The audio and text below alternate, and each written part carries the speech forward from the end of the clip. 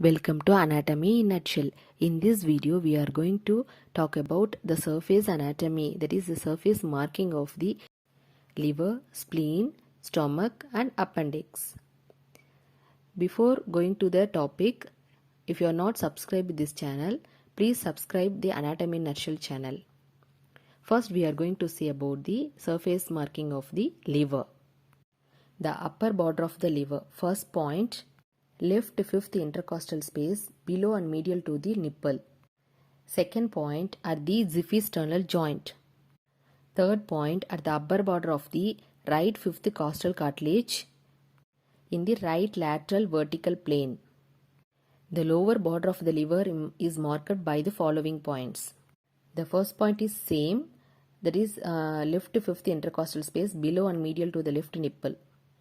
The second point, marked as a fourth point, tip of the eighth costal cartilage on the left costal margin. Fifth point, at the transpyloric plane in the midline. Fifth point, at the tip of the ninth costal cartilage on the right costal margin. Seventh point, 1 cm below the right costal margin at the tip of 10th costal cartilage. Right border is drawn as a curved line, convex laterally from a point little below the right nipple to a point below the 1 cm below the right costal margin at the tip of the 10th costal cartilage. If you draw all the three lines, that is superior border, inferior border and the right lateral border, we can get the liver. Next we are going to see the gallbladder. Gallbladder is marked as a small curved area at the tip of the right ninth costal cartilage. Next we are going to see about the spleen. Spleen is marked on the back, the left back.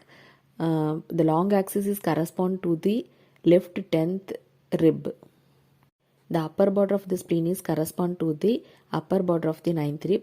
The lower border of the spleen is correspond to the lower border of the 11th rib.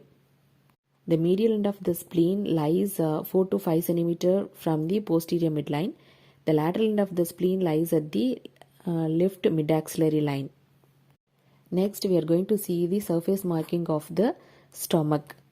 First we are going to draw the cardiac orifice and the pyloric orifice of the stomach.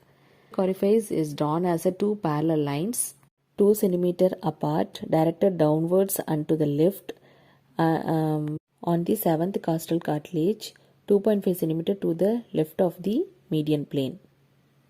Next we are going to draw about the pyloric orifice. It is a two parallel lines 2.5 cm apart, directed upwards and to the right on the transpyloric plane, 1.2 cm to the right of the median plane.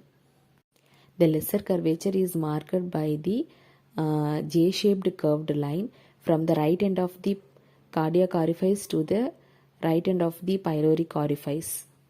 The lowest point of this line reaches just below the transpyloric plane. Next, fundus of the stomach is drawn as a convex line drawn upwards from the left margin of the cardiac orifice to the highest point on the left fifth intercostal space just below the nipple. Next we are going to say about the greater curvature of the stomach, marked by a curved line convex towards the left and downwards, drawn from the fundus to the pyloric orifice of the stomach. It cuts the left costal margin between the tips of the 9th costal cartilage and the 10th costal cartilage and extends down to the subcostal plane, that is L3 level. Next we are going to see the surface marking of the appendix. The appendicular orifice is marked as a McBurney's point 2 cm below the ileocecal orifice. It is marked as a two parallel lines 2 cm apart. It is about 7 to 10 cm long. Extends from the ileocecal orifice. Most common position is the retrocecal position. Thanks for watching the surface anatomy of the liver, spleen, stomach and the appendix. Watch more videos in the Anatomy in Nutshell channel.